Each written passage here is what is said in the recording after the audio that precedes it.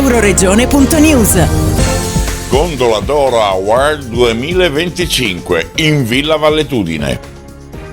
Consegnati ben 10 premi quest'anno nelle diverse categorie alle attività che hanno successo all'estero e promuovono e valorizzano il Friuli Venezia Giulia nei Paesi Bassi. Tra le autorità anche il presidente del Consiglio regionale Mauro Bordin. Adriano e Giacomo sono due persone straordinarie che sono venute in Friuli Venezia Giulia dall'Olanda, si sono subito integrati, si sono appassionati del nostro territorio, della nostra cultura, della nostra identità, della nostra storia e di quelle che sono le nostre ricchezze, anche le ricchezze semplici di tutti i giorni, e non smettono mai di promuoverle, di creare le occasioni per far conoscere il Friuli Venezia Giulia ovunque in Europa, in Italia e nel mondo. A loro va veramente un ringraziamento enorme, perché questa attività, questo impegno incessante è un qualcosa di straordinario, perché è difficile capire come qualcuno che non sia nato qui sia riuscito in qualche modo ad amare questo territorio più di quello che magari talvolta facciamo noi stessi.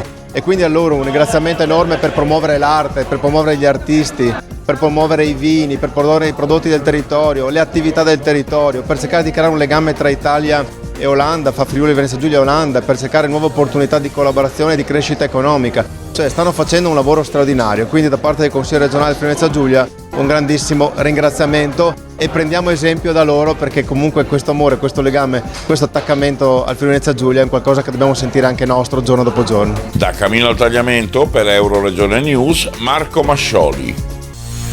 Euroregione.news.